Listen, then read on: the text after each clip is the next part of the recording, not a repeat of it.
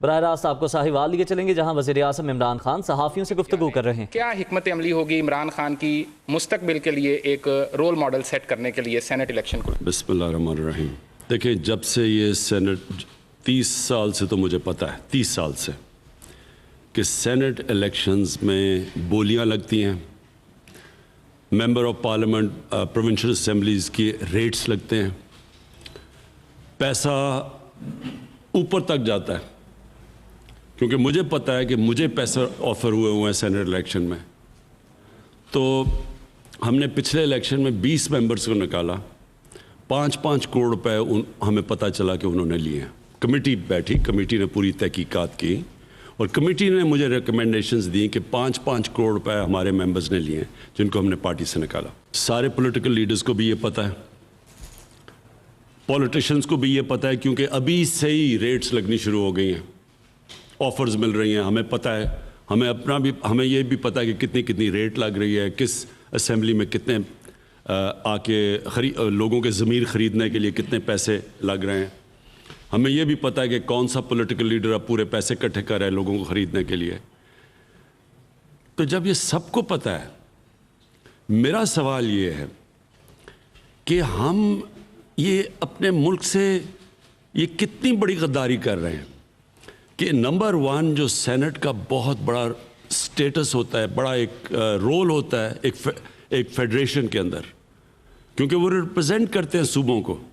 اب اگر وہ پیسے دے کے اس میں سے کئی سینیٹرز نے پیسے دے کے آنا ہے، اور پھر وہ کس طرح کے لوگ ہوں گے جو پیسے دے کے آئیں گے؟ وہ کوئی حاتم تائی ہیں جو کہ وہ ایسے پیسے دے کے آئیں گے اور پھر وہ پیسے بنانے کی کوشش نہیں کریں گے. دوسری چیز، وہ کیسے، اگر کوئی پیسے دے کے آئے گا وہ ریپرزینٹ کیسے کرے گا اپنے صوبے کو؟ اس کے علاوہ وہ جو ایم پیز پیسے لے کے اپنی ووٹ بیچیں گے، یہ کون سی جمہوریت کے اندر ہے؟ یہ کون سی کس قسم کی جمہوریت ہے؟ تو میں اس لیے پوری کوشش کر رہا ہوں. پہلے ہم عدالت میں بھی ہم گئے ہیں، ہم اب کانسٹیٹیوشنل امینڈمنٹ بھی لے کے جا رہے ہیں اسمبلی میں. دونوں مین پارٹیز نے اپنی چارٹر آف ڈیموکریسی کے اندر جو سائن کیا تھا، دونوں نے کہا تھا کہ اوپن بیلٹ ہونا چاہیے.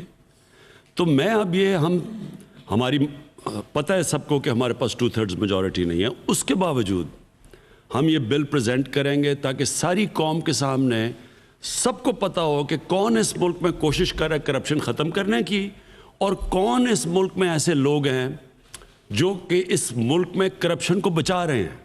یہ سب سامنے آ جائے گا انشاءاللہ. امینڈمنٹ رکھیں گے پارلیمنٹ میں. مختلف آپ کو جو ہے وہ چیلنج ٹیسٹ تھی، لیکن اس میں وہ ناکام رہی. پہلے استعفوں کی دھمکی، لانگ مارچ کی دھمکی، دوسرے آپشنس، لیکن ناکام رہی. لیکن پنجاب میں یہ صورتحال ہے کہ جہاں پہ ایک بڑی اپوزیشن جماعت ہے، اس کے ارکان اسمبلی ہر دوسرے روز وزیر اعلیٰ عثمان بزدار سے ملتے ہیں اور ان کی قیادت پر اور پی ٹی آئی پر اعتماد کا اظہار کر رہے ہیں. تو آپ کیا دیکھ رہے ہیں کہ سینٹ کے بعد اس پی ڈی ایم کا کیا مستقبل ہے؟ یہ پی ڈی ایم جو اب مختلف بحرانوں میں جو چیلنجز دینے میں ناکام رہی ہے، سینٹ کے انتخاب کے بعد ان کا کیا فیوچر دیکھ رہے ہیں؟ پی ڈی ایم نے فیل ہونا تھا. میں نے اپنی پارٹی کی میٹنگز میں کہا، میں نے کیبنٹ میں یہ کہا، میں نے میڈیا پہ یہ کہا. کیوں فیل ہونا تھا انہوں نے؟ کیونکہ یہ کوشش کر رہے تھے پبلک کو نکالنے کے لیے. پبلک جب بھی نکلتی ہے تو وہ حکمرانوں کی کرپشن کے خلاف نکلتی ہے. وہ ان حکمرانوں کی کرپشن بچانے کے لیے پبلک کبھی نہیں نکلی.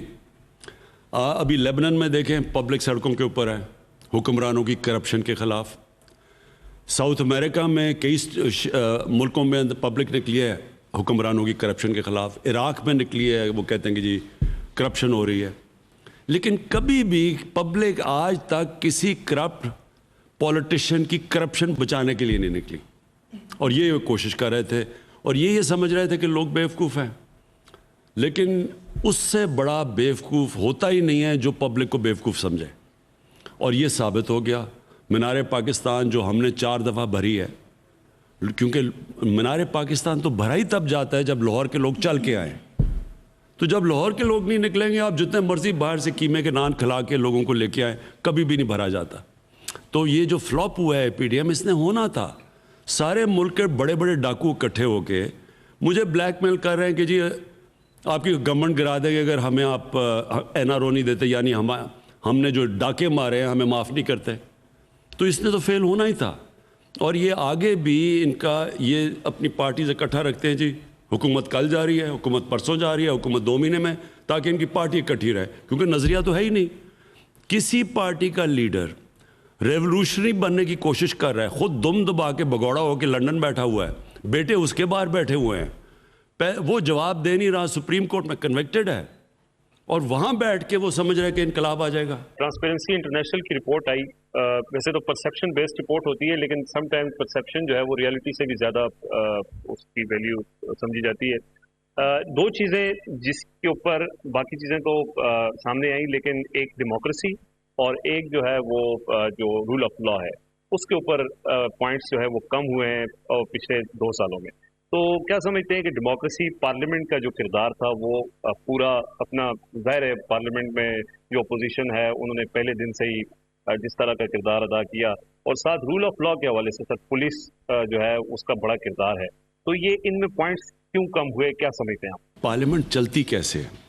پارلیمنٹ کے اندر ایک گورنمنٹ ہوتی ہے, ایک اپوزیشن ہوتی ہے. پارلیمنٹ چلتی ایسے ہے جب اپوزیشن کا کام ہوتا ہے کہ ملک کے مسئلے مسائل کی نشاندہی کرے, اور وہ گورنمنٹ کو مسلسل پریشر میں رکھے عوامی مسئلوں کے اوپر یا قانونی مسئلوں کے اوپر. لیکن کبھی ڈیموکریسی ایسے بھی چلی ہے کہ اپوزیشن اکٹھی ہو کے کہے کہ ہماری چوری معاف کرو, ہمیں NRO دے دو, نہیں تو ہم چلنے نہیں دیں گے. اور جو انہوں نے کیا آپ کے سب کے سامنے ہے کہ پہلے دن سے شروع ہو گئے, کبھی الیکشن ٹھیک نہیں ہوا, اس میں ہم کہیں ٹھیک ہم تیار بیٹھے ہیں کھولیں الیکشن, کبھی کہیں جی معاشی حالات برے ہیں, وہ معیشت کے تو ذمہ دار ہی ہیں, تو وہ ہمارے سے پوچھ رہے ہیں جی کہ یہ دیکھیں قرضے یہ چڑھ گئے ہیں, اور ہمارے سے پوچھ رہے ہیں اور پریشر ڈال رہے ہیں کہ NRO دے دیں. پھر فیٹف کے اوپر انہوں نے سب سے زیادہ کیونکہ فیٹف کے اندر ملک بلیک لسٹ ہو سکتا تھا, اور بلیک لسٹ کا مطلب کہ سینکشنز لگ سکتی تھی, تو انہوں نے اس کے اوپر پھر ہمیں بلیک میل کرنا شروع, اور پھر باقاعدہ لکھ کے دیے کہ 34 شکیں چینج کرو 38 میں سے, یعنی نیب کو ختم کر دو. تو جمہوریت تو نہیں چلتی ایسے. جمہوریت تو اب چور اکٹھے ہو جائے اور کہیں جی ہماری چوری چھوڑ دو, نہیں تو ہم گورنمنٹ گرا دیں گے, تو یہ تو جمہوریت نہیں چلتی. اور اس لیے وہ ٹھیک کہہ رہے ہیں, پارلیمنٹ کے اندر جس طرح کی ڈیبیٹ اور گفتگو ہونا چاہیے تھا, جو کنسنسس بلڈنگ ہونی چاہیے تھی, وہ ہوئی نہیں. میرا نام میاں اسلم ہے پرائم منسٹر صاحب, میں ایکسپریس ٹیلی ویژن سے ہوں. میں کچھ نام آپ کے سامنے دوں گا اور ان ناموں پہ میرا سوال بیس کرے گا. بیرسٹر شہزاد اکبر, مراد سعید, ڈاکٹر شہباز گل, یہ ایسے نام ہیں جو فرنٹ لائن پہ ڈیفینڈ بھی آپ کو کرتے ہیں اور اپوزیشن کا بھی بڑی تنقید کا نشانہ بنتے ہیں, کورٹ میں بھی ان کے ہر دوسرے دن پیشیاں کرتے ہیں. دوسری طرف انہیں پارٹی کے اندر بھی کچھ حملوں کا سامنا رہتا ہے, مخالفت ہوتی ہے. سیم جیسے عثمان بزدار صاحب کو آپ لے کے آئے ہیں, کووڈ میں انہوں نے جس طرح کام کیا, دوسرے انہوں نے کام کیے, وہ پتہ چلتا ہے کہ ہر تیسرے ماہ جو ہے وہ کوئی 8-10 لوگ جو ہیں وہ چیف منسٹر بننے کے جو ہے وہ چکر میں ہے. تو آپ اس میس میں کہ اپنے لوگوں کو کس طرح پروٹیکٹ کریں گے؟ اپوزیشن اور خاص طور پہ ان کے جو بڑے بڑے نامور ڈاکو جب یہ تنقید کسی کی کرتے ہیں تو وہ اس کا اعزاز ہوتا ہے. یہ جب مجھے تنقید کرتے ہیں نا یہ سارے ہر روز شام کو بڑے بڑے ڈاکو بیٹھ کے, تو میں سمجھتا ہوں کہ میں کچھ تو کام اچھا کر رہا ہوں ملک میں. اگر یہ میری تعریف کرے تو میں اپنی توہین سمجھوں, کیونکہ یہ انہوں نے 30 سال سے 35 سال سے اس ملک کا خون چوسا ہوا ہے. تو اگر وہ ہمارے لوگوں کی تنقید کرتے ہیں, فردوس کی, اس کی, شہباز کی اور مراد سعید کی, تو یہ تو ان کے لیے بہت بڑا اعزاز ہے. اس کا مطلب یہ جہاد کر رہے ہیں ان چوروں کے خلاف. اور جہاں تک اندر ہے, بدقسمتی سے یہ تو ہوتا ہی ہے پالیٹکس میں, اندر ایک پارٹی کے اندر بھی کمپٹیشن چلتی ہے, کیونکہ یہ کوئی ریجیمنٹیشن تو نہیں ہوتی ہے, کوئی ایک ڈکٹیٹرشپ تو نہیں ہے, تو اس میں تو یہ چلتا رہتا ہے, اس کی کوئی فکر نہیں کرنی چاہیے. پی ایم صاحب, میرا نام محمد شاہد چودھری ہے اور میرا تعلق 92 نیوز لاہور سے ہے. پی ایم صاحب کہتے ہیں کہ زمانے بھر کے جو معتبر ہیں وہ خود لرزتے ہیں آئینوں سے, کوئی تو ان کا حجاب پلٹے, میں ان کا روزے حساب دیکھوں.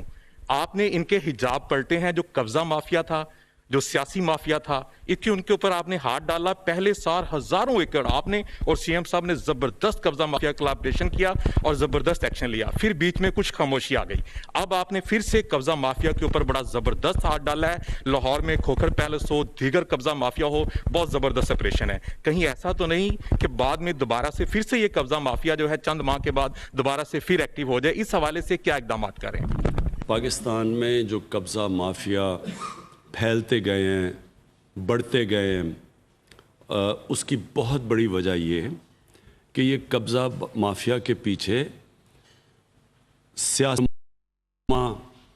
बड़े बड़े पॉलिटिशियंस, बल्कि पॉलिटिशियंस खुद कब्ज़ा माफिया का हिस्सा बन चुके हैं। वो खुद ज़मीनें कब्ज़ा करते हैं और ये कब्ज़ा माफिया चल सकता ही नहीं है जब तक इनकी पुश्त के ऊपर गवर्नमेंट ना खड़ी हो। खोखर पैलेस गिराया गया और मरीम नवाज़ वहाँ पहुँच के खड़ी हो के उन्होंने बड़ी उसकी हौसला अफजाई की, एक कब्ज़ा माफिया की। इससे क्या चीज़ सामने आती है? इससे नंबर वन चीज़ तो ये सामने आती है कि ये जो इसने मरीम से सवाल पूछना चाहिए था कि पहले ये तो चेक कर लें कि जो इसने ज़मीन इसकी छुड़वाई गई है क्या इसकी वाकई अपनी थी या इसने गवर्नमेंट की ज़मीन के ऊपर नाजायज़ कब्ज़ा किया हुआ था, क्योंकि वो तो सब कुछ कागजात में है। रजिस्ट्री, लैंड रजिस्ट्री के अंदर वाज़े लिखा हुआ है कि इसकी ज़मीन ही नहीं थी जो पकड़ी हुई है। 1.25 अरब रुपए की ज़मीन यानी 130 करोड़ रुपए की ज़मीन के ऊपर इसने कब्ज़ा किया हुआ था। और वो मुल्क की जो अपने आप को फ्यूचर लीडर कहती हैं और एक करप्ट आदमी जो कि मुल्क से फ़रार हुआ पैसे चोरी करके, उसकी बेटी उसकी हिमायत कर रही है जिसने 1.25 अरब रुपए की गवर्नमेंट ज़मीन के ऊपर कब्ज़ा किया हुआ था। इससे क्या साबित होता है कि पहले तो ये सारा जो कब्ज़ा हुआ था वो इनकी गवर्नमेंट के दौरान हुआ था और इन्होंने इसको पूरी प्रोटेक्शन दी इस कब्ज़ा माफिया को। और फिर इस कब्ज़ा माफिया से जो अगला सवाल है कि वो जो इनकी खिदमत करता था वो भी पता चले कि कैसे क्या खिदमत करता था। इसका मतलब कि ये पहले कब्ज़ा ग्रुप की पुश्त पे खड़े होते हैं, फिर उससे फ़ायदे उठाते हैं। अब अगर तीसरी चीज़ ये कि अगर गवर्नमेंट यानी मुल्क का प्राइम मिनिस्टर खड़ा हो कब्ज़ा ग्रुप के साथ, तो फिर इंतज़ामिया क्या कसूर है? वो फिर क्यों ना अपने कब्ज़ा ग्रुप पाले? फिर पुलिस क्यों ना अपने कब्ज़ा ग्रुप के साथ कनेक्शन रखे और पैसा बनाए, जबकि मुल्क का प्राइम मिनिस्टर बना रहा है? तो ये जो कब्ज़ा ग्रुपों ने मुल्क में तबाही मचाई हुई है, शहरों में सबसे ज़्यादा बैरून मुल्क पाकिस्तानी जो इनकी ज़मीनों पे कब्ज़े हो जाते हैं, वो बेचारे मेहनत कश जाके कमाई करके ज़मीन ख़रीदते हैं, उसके ऊपर कब्ज़ा हो जाता है। ये इसलिए होता है कि पीछे इनके ये बड़े बड़े डाकू जो पॉलिटिशियंस हैं ये खड़े होते हैं। तो इंशाअल्लाह पॉलिटिशियंस के पीछे भी इन किसी बड़े बड़े डाकुओं को हमने नहीं छोड़ना, कोई एनआरओ नहीं मिलेगा और इनके जो नीचे बैठे हुए हैं कब्ज़ा ग्रुप, इनको भी हमने किसी को नहीं छोड़ना। मेरा एक सवाल आपसे मौलाना फजलुर रहमान के ऊपर होगा। पीडीएम बनी, आपकी हुकूमत के खिलाफ 11 जमातों ने पीडीएम बनाई, मौलाना फजलुर रहमान को उसका सरबराह बनाया। इस्तीफों से बात होती हुई अब फॉरेन फंडिंग तक पहुंच चुकी है। पीपल्स पार्टी और नून लीग से नाला होकर मौलाना फजलुर रहमान ने यह स्टेटमेंट दिया कि अगर फैसले मरियम और बिलावल ने करने हैं तो वो पीडीएम के सरबराह क्यों हैं। उसके बाद साथ ही आपने उनके ऊपर फॉरेन फंडिंग और कुछ गैर मुल्की ममालिक से इमदाद के हवाले से, फंडिंग के हवाले से भी केस इलेक्शन कमीशन में डाल दिया। आपको क्या लगता है कि मौलाना फजलुर रहमान अब पीडीएम के सरबराह रहेंगे? क्या देख रहे हैं कि वो फॉरेन फंडिंग का सामना करेंगे या आपकी हुकूमत के खिलाफ एहतजाज करेंगे? फॉरेन फंडिंग का एक ऐसा हुआ कि इन्होंने तहरीक इंसाफ को फंसाते फंसाते सारे खुद फंस गए। जितना भी आप यानी फॉरेन फंडिंग क्या, आप जो अकाउंट्स हैं पॉलिटिकल पार्टीज़ के, मुझे बड़ी खुशी हुई है कि इन्होंने ये उठा दिया है। अब हम चाहेंगे कि ये अपने मंतकी अंजाम तक पहुँचे। सारी पार्टीज़ की फंडिंग की पूरी स्क्रूटनी की जाए इलेक्शन कमीशन, और जब ये स्क्रूटनी करेंगे, मैं आज आपके सामने पेशन गोई करता हूँ कि एक पार्टी के सबसे बेहतरीन अकाउंट्स मिलेंगे। उस पार्टी का नाम है तहरीक इंसाफ, जिसने बाकायदा पॉलिटिकल फंड रेजिंग किया है, जिसने जिन डोनर्स ने पैसे दिए हैं उनके पता है, एड्रेस। 40,000 हमारे पास डोनर्स के नाम हैं। कोई भी उनको कांटेक्ट करके पूछ सकता है कि वो उन्होंने पैसे दिए या नहीं दिए। मैं चैलेंज करता हूं कि ये 1000 नाम दे दें, कोई भी इन पार्टी में से 1000 क्या 100 नाम दे दें जिन्होंने इनको ऑफिशियली पैसे दिए। जैसे ही आप पता चलाएंगे आपको पता चल जाएगा कि इन पार्टीज़ ने पैसे कैसे इकट्ठे किए हैं। आपको ये भी पता चल जाएगा कि अगर फॉरेन फंडिंग हुई है तो किस किस पार्टी की हुई है, वो भी पता चल जाएगा। उसामा बिन लादेन ने किसको पैसे दिए, वो खालिद ख्वाजा की पूरी स्टेटमेंट है, उसने पब्लिकली उसकी बीवी ने स्टेटमेंट दी हुई है।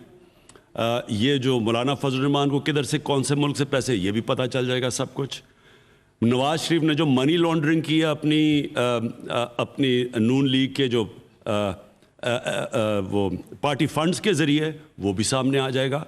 मैं तो बड़ा खुश हूँ और मैं चाहता हूँ, और सबसे बड़ा जो इस वक्त मौलाना फजल रहमान है, इसको मौलाना कहते हुए दीनी मौलाना आलिम की तौहीन है। ये करप्ट आदमी है जो सिर्फ दीन को इस्तेमाल करता है और मदरसे के बेचारे वो तालिब इल्मों को इस्तेमाल करता है ब्लैकमेल करने के लिए और पैसा बनाने के लिए। ये बताया कि इसके पास अरबों रुपए की प्रॉपर्टीज़ आई किधर से हैं।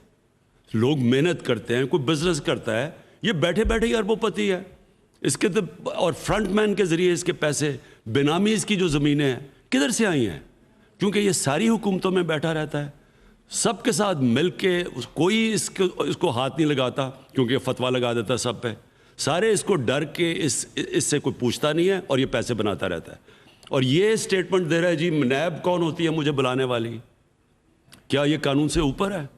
ये जो इस वक्त जो पाकिस्तान के अंदर जो आखिर में जो मैं बात करना चाहता हूँ, ये तारीखी जंग चल रही है, कानून की बालादस्ते की जंग चल रही है। ये जो चोर हैं जो कहते हैं हम पाकिस्तान के कानून के नीचे नहीं है, सुप्रीम कोर्ट फैसला करता है, नवाज शरीफ वो कहता है मैं मानता ही नहीं, क्यों निकाला। जो इनके ऊपर इलेक्शन कमीशन, उसके ऊपर जब अगर इनके अगेंस्ट फैसला फंडिंग में आएगा ये कहेंगे वो नहीं हम मानते। इनके ऊपर जब नैब कोई कुछ कहती है वो नैब को नहीं मानते, तो मानते किसको हैं ये? उसको मानते हैं जो इनके हक में फैसला करे बस। और ये और हक में फैसला करवाते कैसे हैं? जिस तरह इन्होंने वो ब्रीफ केस पहुँचाए थे वो रफ़ीक ताड़र ने जाके जजेस ख़रीदने के लिए, जिस तरह सुप्रीम कोर्ट के सजाद अली शाह के सुप्रीम कोर्ट पे हमला किया था डंडे लेके, ये वो लोग हैं, ये माफिया है। और ये जो अब तारीखी जंग है, इंशाल्लाह ये फैसला करेगी कि पाकिस्तान में कानून की बालादस्ती आएगी। ये बड़े बड़े डाकुओं को हमेशा के लिए ये जंग है, इनका असल ठिकाना जेल में है, और जब तक ये पैसे वापस नहीं करेंगे इंशाल्लाह जेल में रहेंगे। कामयाब किसान प्रोग्राम के हवाले से ये बड़ा ज़बरदस्त अच्छा इनिशिएटिव है। एट द सेम टाइमिंग जब सरहद पार दिल्ली में किसानों के साथ इतना जुल्म ज़्यादती हो रही है, मोदी रजीम में बहुत कुछ हमने देखा है और यहाँ पर सब कुछ उल्टा है। किसान आपकी तरफ देख भी रहे हैं, एग्रीकल्चर पैकेज कब तक आएगा और मज़ीद किसानों के लिए क्या होने जा रहा है? हमारी पूरी कोशिश है कि अब हम एक पूरी एग्रीकल्चर पॉलिसी लेके आएँ जो अगले 5 साल 10 साल तक जाए, जो कि हमारा पूरा चेंज कर दे एग्रीकल्चर जो सेक्टर सारा। इसका एक बड़ा पैकेज आ रहा है जो हमने अपनी पूरी एग्रीकल्चर सेक्टर को पूरा खड़ा करना है। साहिवाल में वज़ीर आज़म इमरान खान मीडिया से गुफ्तगू कर रहे थे। उन्होंने कहा कि सेनेट इलेक्शन में पैसा इस्तेमाल किया जाता है।